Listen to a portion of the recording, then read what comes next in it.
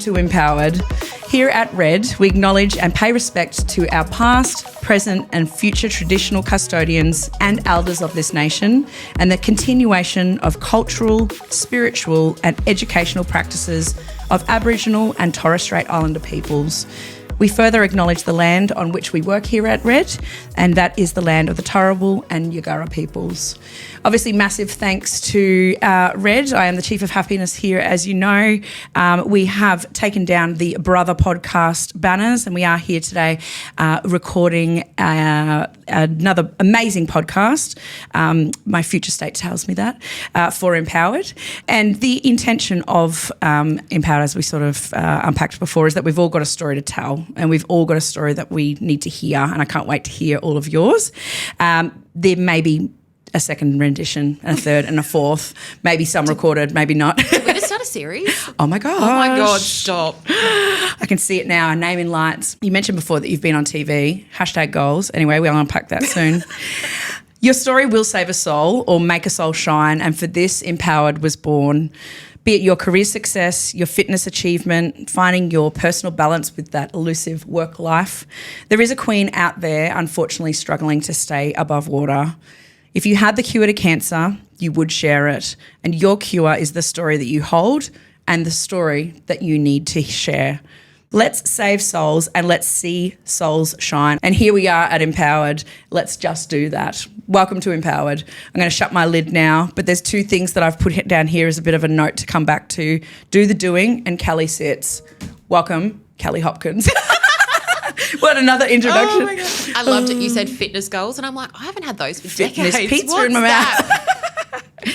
Don't, we used to. That's probably speaks to my constant juggle.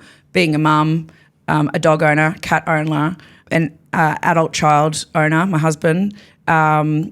Here, I love Red, but here, the 60-hour weeks, there's no gym, there's no running, there's no fitness, and that's actually one of my personal, I don't want to say goals, because then if I flunk, then I'm a failure, but I have to get that back this year for mental insert reasons here, and you just feel better. You do feel better.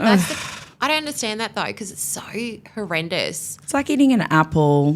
Why can't that be a piece of I dislocated chicken? my shoulder without knowing last year from exercise. So I feel like the it's devil. you're right. And people talk about the pain barrier and I'm like, really? Because I see a barrier and I feel like it's there for a reason. Like it's a warning. No, stay away. Just stop. Yeah. People have died in gyms. Yeah. Like a weight drop on there. See? Oh, I've seen the videos. Oh, that's morbid. You on the dark web. Cautionary tales. Darren Hopkins, cybersecurity. Your sister is the reason. I am the problem. Oh, the problem and the solution. Yeah. We talk about that a lot. Look, I feel like I've already kind of introduced you. There is no wine here and I cannot speak. I'm overtired and I haven't had coffee, so I'm sorry, viewers and listeners, and Kelly. How do I introduce you? How do I put you into a little box and explain who Kelly Hopkins is? Maybe you could. If I could fit into a little box. Stop it! Stop. Wouldn't that be fabulous? It'd be a beautiful box, like Marilyn Monroe coming out of the cake. It would be eccentric. Yeah. There'd Would be it have feathers. sequins? Yeah. Feather. Okay, cool. Bedazzled. You be feathers, I'll be sequins. Amazing. #besties. Anyway, I feel like we're teenagers again. Tell me and the millions of viewers, one can dream. Later. Thanks, Doll. Hi, Oprah. I will be on stage with you one day. That's one of my goals, by the way. I will be on stage with Oprah Winfrey telling my story one day. I can see that though. Thank you.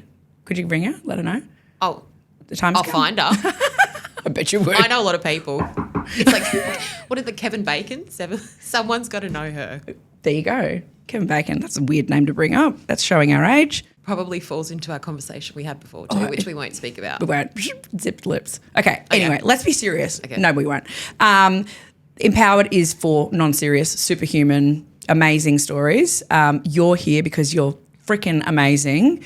Adore you. Even though we physically met for the first time today, I feel like we've been besties, as I said, forever.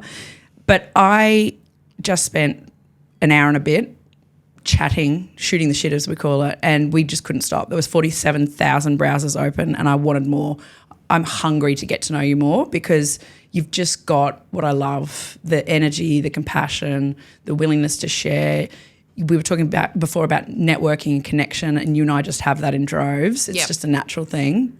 But it's because it's a bit selfish. I want people like you in my world, and I want to share you with my people. Like it's. No, I agree with you, but I feel like that's something you look for when you get older, and I call it you're wanting to steal that special, which sounds a bit silly, but and you can't have it, but you can borrow it, right? And you can take it and make it your own. And I do. I look at both men and women. I go, oh, that's if I could do that.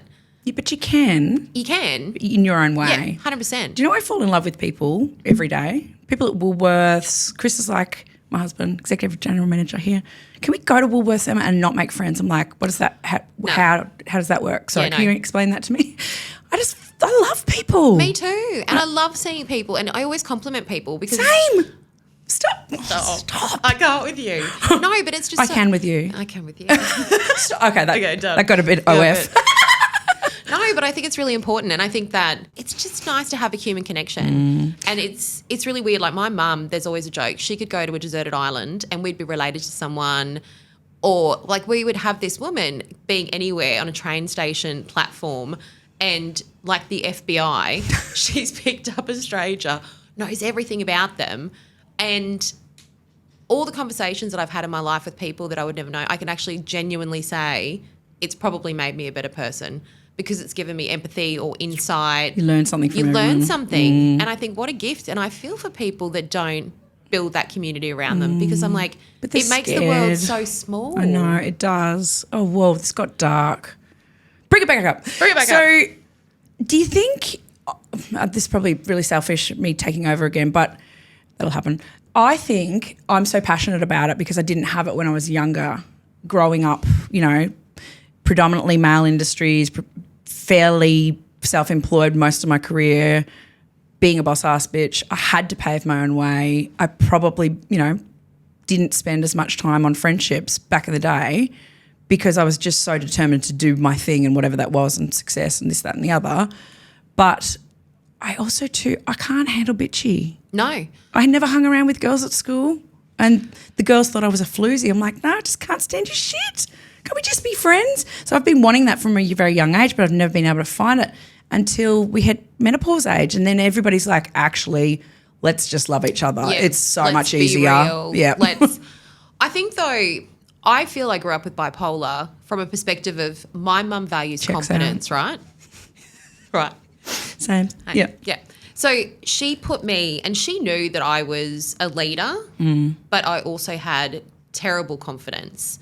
So she purposely put me in so many different zones. I had to do dancing. She really pushed you. 100%. Guide, sport, anything she could have put me in to make me feel physically awkward. So I had so many different groups of friends. Mum goals. Taking note. Yeah. Oh, wait, you got hit by a car? Biology exam tomorrow. How much stronger are you? True story. So she purposely put me in all these avenues, and I get it now.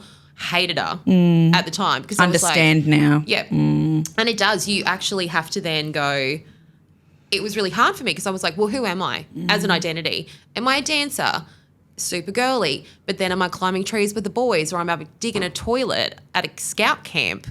Where am I meant to be? I do it. I can lash together a kitchen.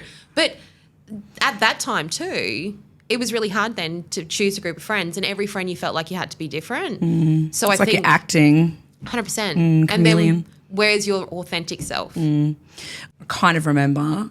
It was years ago, maybe 20 years ago. I can't remember where it was or who it was, but I remember a boss or somebody who I looked up to was quite influential, said, you dress too loud, you laugh too much, shouldn't hug, la, la, la, la, la. And I put that away for a long time because I thought, oh, they're successful, they're doing it right. So if I emulate that person, probably shouldn't do that. So I put that away. And then I got to the point I was like, again, being older, crusty, Mum, don't go out, have all these beautiful white label Nova, all my beautiful clothing, and it's sitting in my cupboard, in my wardrobe. Why? Bring that shit to work. Bring the real version of you every day. Yes, I'm bright and colourful and loud, but that's my brand. And I can't hide away from it now. I've hid it in a box, and it was like busting to come out for so long. And then unfortunately I think it busted out too much, and now I've turned it back again. No, says me, look at this. This is toned back. Yeah. I am toned back. I look like a sack.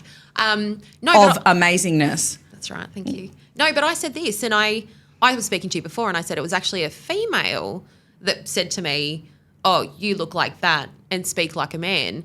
So you'll love this. I've got a friend, he's an organisational psychologist, and he always tries to shrink me, and I laugh, I'm Teflon. And he was texting me yesterday, but I'd actually called him because when I was moving into more senior leadership roles, I thought I had to conform. And I was, from that moment, I was like, am I allowed to be me? Am I allowed to change my hair every 6 weeks? Because I do. And can I wear what I want? And can I look like a cupcake?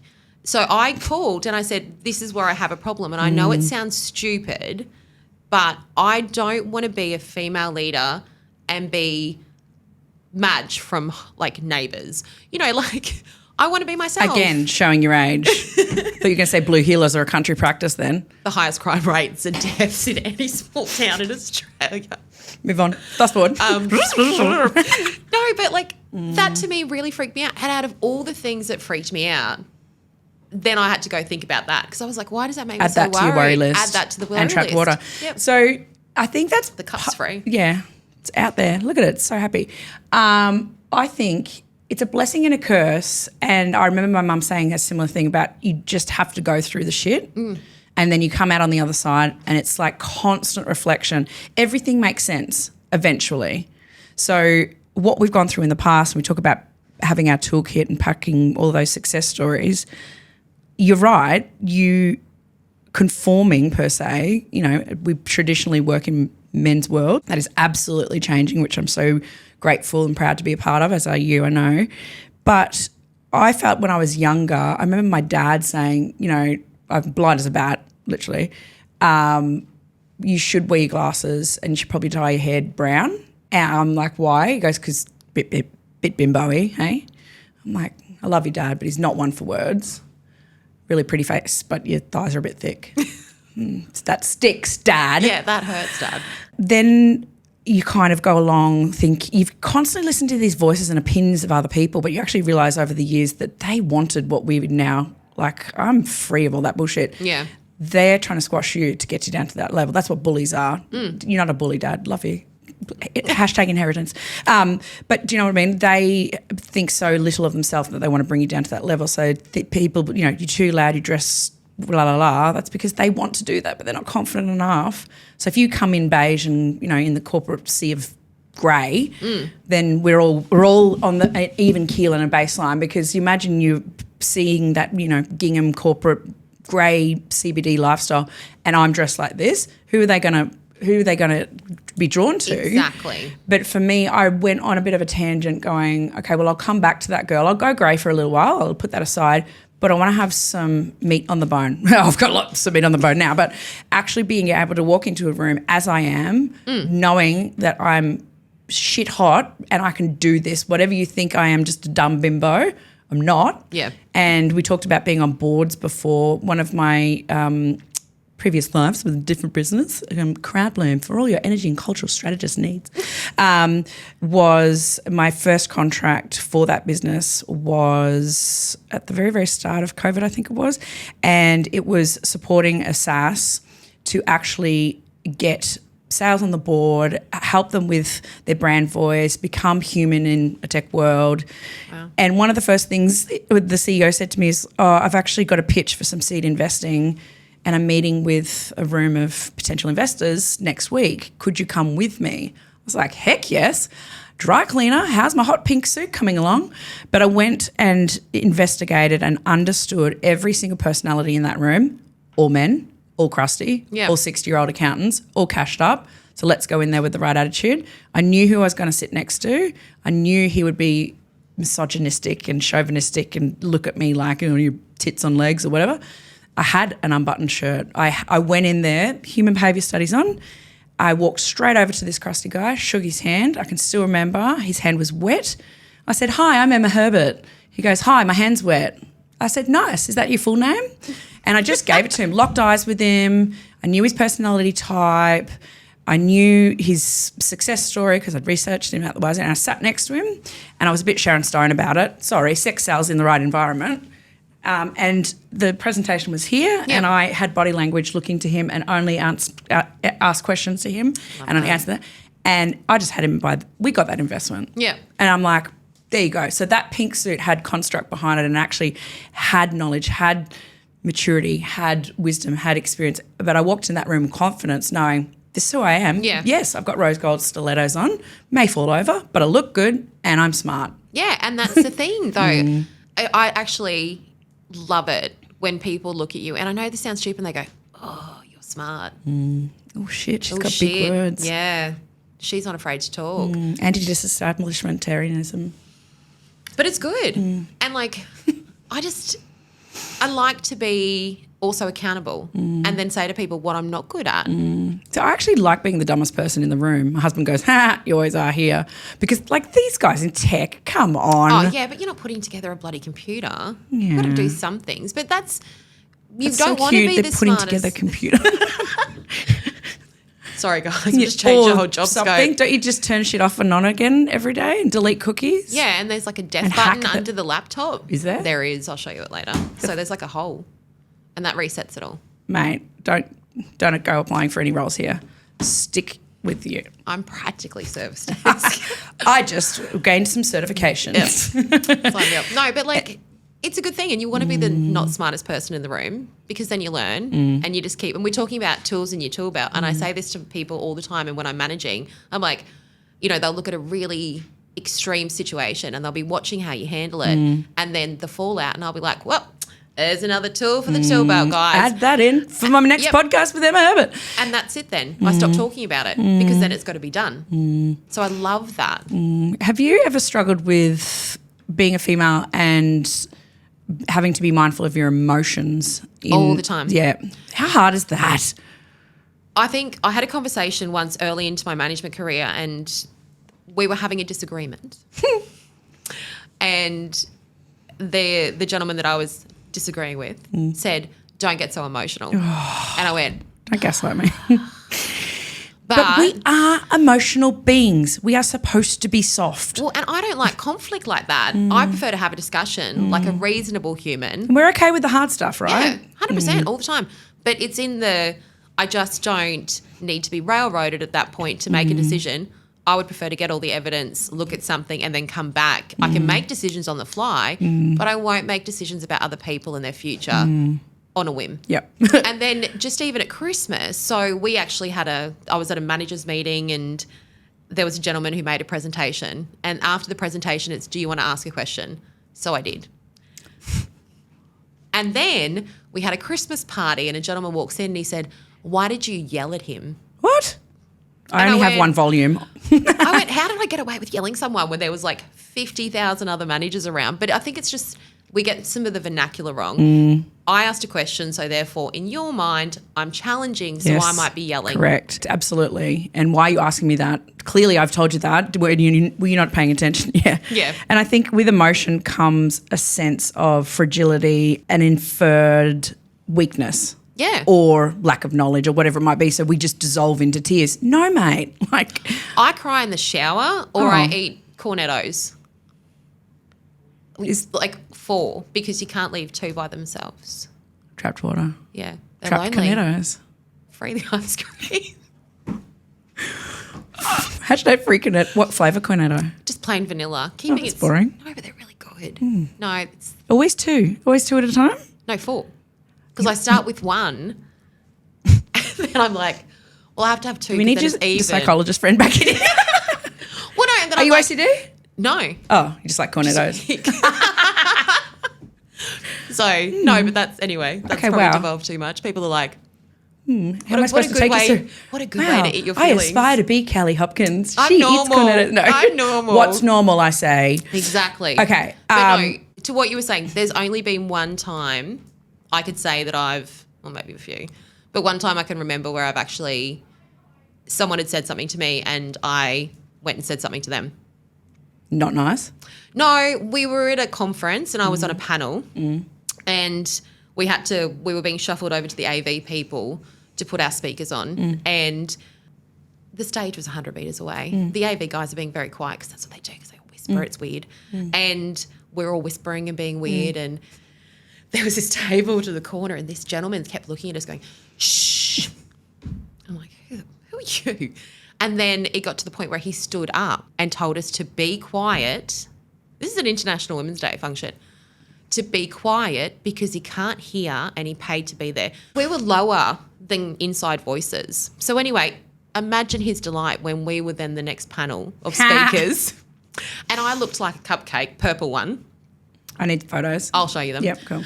So we did that, and then I would just ignore that normally. I would have just stared and presented straight to that guy. Well, this was what I did. So I got out of it afterwards, and I just had the comment about being a female but speaking like a man, and then I was revved up. And we were in this hallway, and there was networking drinks, and I went all the way down to where he was standing at the end, and I just went and introduced myself. I went, "Hi, I'm Kelly. I'd just like to apologise because before when you were telling me to shush in front of a whole audience, I felt terrible that you felt like, and he was just like, what is going on here? You're Kelly Hopkins. Like, what is happening? And I went, so I'm just really sorry about that, but I really wanted to come over and do that in person because obviously that made you feel uncomfortable. It was so facetious. Oh, it was. Good. And then he felt uncomfortable and I was like, I would have never done this. So I'm like, well, great to meet you. So then I trotted off and I was speaking to a CEO of a company, and this is what ended it for me, where I could walk away. I'm speaking to the CEO. We've been mates for years. We're just taking the piss out of each other. He stormed in, tries to get into our conversation, and this gentleman turns around and goes, you can just wait, I'm talking to Kelly. And I went, if there was a mic that could have been dropped, I've never felt so Exactly. Oh, that's so good. And that, for me, I just laughed. But I was like, it's one of those afterthoughts where I went, oh, that could have not gone well. Yeah. Isn't it funny, like, as independent women, we don't need saving. We got this. We're confident. We got it. But isn't it so nice when other people, especially men, stand up for you around other men? That's really sexy. I've got more men as allies. Even recently, I run a networking event and I'd met this senior gentleman who said, so what do you do other than put up a sign and serve drinks? And I went, mate, I don't even serve drinks. How disappointed must you be? Oh, my God. But then one of my friends was there and he said, he was standing up for me. And I called him after and I went, I really appreciate that. Like, it was a gesture that I didn't need. I didn't need it because that doesn't bother me. But I've got as many male allies as I do female, and I think that's how it should be. Absolutely. We were talking before about feminism. We're not getting into that. We're not doing this today. We're just equalists. We just like people, fall in love with everything. Yeah. You fall in love with people that are kind and have a good spirit. They're the people that you want to call. It has nothing to do with gender, and it doesn't have anything to do with saying I have to have this support. I just think you attract that into your life, and if you get them, you keep them. You're a mirror. You're lucky. Absolutely, yeah. You're fucked. You're mine forever now. You know that. I'm okay. And all your people around are also. Do you want to just let them know? Yeah, I'll just send out. I'll be like, Me, new family member. Yep. The white Oprah said. White Oprah. Can I have a bank account? No, just kidding. I'm looking forward to the Christmas gifts you send me. You're going to do that, right? You get Microtech. You get Microtech. Have you seen that meme? Sorry, that's a tech. Anyway, being mindful of time, because you and I will talk under wet cement forever. There'll be many iterations of this podcast, but tell me about the proudest moment in your career and explain who you are as well. So obviously you are Kelly Hopkins, you're amazing, but who you are, where you've climbed to, what your experience is and what you're doing now, bit of background as well, but something that you're proud of in your career. Not that we are only working bees, but it is part of who we are, and I feel like it's your identity, like my identity too. I actually love working. Me too. What else would we do? And this is work. No. Something you're proud of, and tell us your background in history. Plug. I'll be quick. So Lies. You sit on a throne of lies. I know. I was going to say Cliff Notes. No, I'm going to give the quick roundup. So I've changed careers. I work in recruitment as my full-time job, but running a defence division. And then I sit on a defence board or a national security board, and I run a networking event. And you were so downplaying all of this, Kelly Hopkins. I do 1,000 things. Well, no, I think she's fabulous. Make sure you follow her. I'm a collector. You're a hoarder. I'm a hoarder, but I'm a hoarder of projects and people. I said at the end of last year I'm not going to do as much, but things will come into my sphere and I'll be like, that's amazing, because every time I want to learn. So I got into a leadership role, and I think you were speaking about what you're most proud of. I feel that at this level, the thing I'm most proud of is I'm kind, and I genuinely want to help people. Like, I collect projects and people, but it becomes about them. And if I can do things for people, and I know it can sound a bit naff, but you were talking about dopamine hits before, and that's what makes me feel good about my career and the paying it forward and just being mindful that not everyone is in the same position of you. Not everyone comes from that, and everything that you do counts. That's what I'm really proud of. Do we have tissues? Are we going to cry? Not crying. Not crying. We're not crying. Not crying. We're good. Not weak. And unpacking that, did you learn that kindness as, I hate soft skills because it's not soft. They're so hard, and we've had to learn them and unpack and unlearn things to get to where we are. Was that kindness something that was emulated to you in a leader that you saw, or the opposite, that you wanted to both learn from somebody? It's like that nature versus nurture. Yeah. You grew up with an asshole around you so you don't become an asshole. Yeah. So I think obviously my family environment, but there's a moment that I can remember where I had a manager, and he was he was only in for a short term in one of my early jobs, and his name was John. He's passed away now, but he R.I.P. John. He bought us in a Slurpee, and he had a bottle of vodka hidden in his pocket. We love John. We love John. But before that, I had a leader, and it was a female, and she was really forceful, and she was really fearful, and she led from a position of... Oh, that's internal turmoil. Yeah. Oh. So when we got John, I'd never seen a leader... The alcohol. He didn't drink. He just gave it to us. Oh! He didn't even offer us to drive us home. He was beautiful. And I saw a leader that was outwardly kind and that didn't say it was a weakness. And I went, oh, that's that swan-like ability, fair, always considered. And I went, I want to be like you. And I don't know what happened to that resident. And obviously I wasn't. I was up and down like a bloody roller coaster because it's your career. 1 second. But I was like, every time in my life that I think of a situation, and I remember one of my bosses said, oh, you've got an unnatural tolerance for stress, I try to remain level-headed but always be kind. And I said, on my plaque at my funeral, I want she was kind. I'll put it in there. Write it down. Thank you. Kelly sits, she was kind. She was kind. But I think it's something so to be proud. cool. I think it's something to be proud of. And I don't think people now, if they look at leaders, they go, oh, she was powerful, and I'm mouthy and I'll say what I think. And I always say to people, you'll never die wondering what I'm thinking. But I'm like, why can't we celebrate things like kindness or people that are empathetic, which it's a superpower to be empathetic. It's annoying. It is. It's hard work, but yeah, it's but so good. It's amazing because it's thinking about other people. So I'm like, why can't we take the qualities that make people really good humans and celebrate them in our leaders? We don't have to be tough. No. We don't have to be anything other than our authentic self. Come in every day and go, you know what, guys, I couldn't tie my shoe this morning. And sometimes I can't, and I come in like flats or thongs. I'm like, but what's wrong with that? Nothing at all. So that's what I want, and that's what I feel like I want to be known as a leader. Well, you are, definitely. Thank you. Yeah, and you're not trying to do that. Like, it's just a natural, it's not a talent, it's just who you are. I think She was kind. She was kind. She is kind. Try to be kind. Now I've got to save water. Oh, stop. Am I wrapping it up there? We can't keep talking about water and I can't feel guilty, but no. Before we wrap up this iteration of Empowered, because there'll be more, anything that you thought of coming in today that you wanted to share with someone, another queen who needs to hear some words from you that are going to help him or her? From what I've seen recently, my biggest concern about, particularly, anyone, is the amount of pressure people are putting on themselves to something that they feel is perfection. And you and I would both know social media. It doesn't exist, right? And I speak to so many people in business, and the first thing and we can joke about things, like I look like I'm wearing a Hessian bag. You can take the piss out of yourself, but to think that you're not okay or that you're not perfect or you're not meeting a standard it just kills me on the inside. I know, because we see others a way that they don't. And for their brilliance and I say people have superpowers, and I 100%, like your empathy would be a superpower. And let's celebrate the hell out of that. Absolutely. Like if you get one thing, you take that one thing and you put it out in the world, and how amazing would that world be? Emma was empathetic. Kelly was kind. Emma is empathetic. Kelly is kind. But you know what I mean? Like for me, that would be the thing. Stop trying to be everything to everyone. We also should be that for the younger generation too. Yeah. Oh, fuck, that makes me sound old. No, be that for the young ones.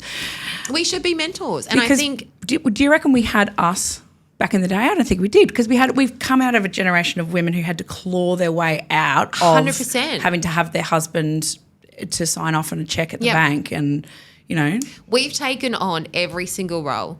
Parenting, careers. It is exhausting. Why can't people just go, I'm exhausted? You hear that, Chris? It's exhausting. It's exhausting. No, you know, it is. and we set And a the high. mental load. 100%. And 15 board members, yeah. and you're always trying to be a good, you know, be a good role model, be this, and it is exhausting. So I feel like we gave the next generation high-waisted jeans. You're welcome. I know. And now they're changing it. Why? Like, it Stop. sucks And now you we're allowed in. to not wear makeup and things like that. I love wearing makeup. No, but social media and comparison artists has a lot to blame.